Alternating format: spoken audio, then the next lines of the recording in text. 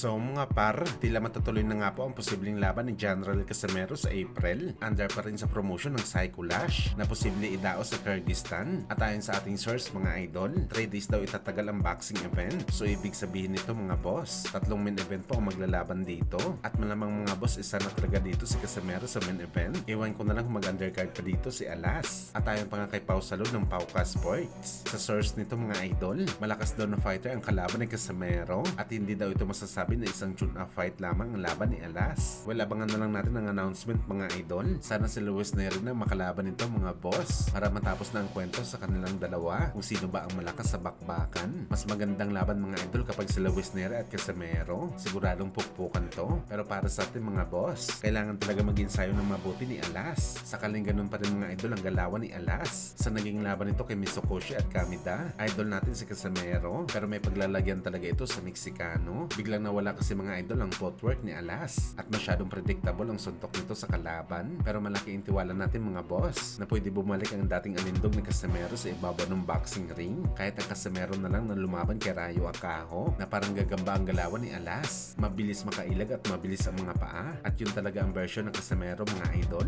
Nakakainin ka talaga sa bakbakan. Samantala 4 Division Champion na si Mikey Garcia. Matapos nga po nito sinabi mga idol na top 3 daw nito bilang GOAT ang ating pambansang kamao Manny Pacquiao. Kung saan mga boss, pinaliwanag ni Mikey Boy kung bakit ganito ang kanyang opinion. Ano yung mga idol? Wala daw siya masabi sa mga naunang legend kagaya ni Mike Tyson at Troy Jones at kung sino-sino pa ang mga boxer na meron malaking ambag sa boxing sports. Pero kung isa ka daw na boxing fan at nakaintindi ka sa mundo ng boxing sports, lalo na kung boxer ka, mahirap mo daw smulin si Pacman sa mga kapwa nito na legend. Kung hindi ka daw bias mga idol, hindi pwede na ilagay mo si Pacman sa ilalim. Palaging nasa taas daw si Boss Manny. Naintindihan daw ni Mikey Garcia mga idol ang boxing. Kaya ito ang rason kung bakit top 3 nito si Pacman. Sa totoo lang mga idol, sa discussion pagdating sa pound per pound, marami ang nagdidebate kung sino ba talaga ang number 1. At kung tutuusin mga idol, walang sino man dapat ang maupo sa pwesto na to, kundi si Boss Manny lamang dahil siya po ang nag-iisang 8th Division Champion. Sa salitang pound per pound pa lang mga idol, dapat matik talaga kay Pacman na ang pwesto na to dahil siya lang naman ang may pinakamaraming division na pinagkampyonan sa boxing sports.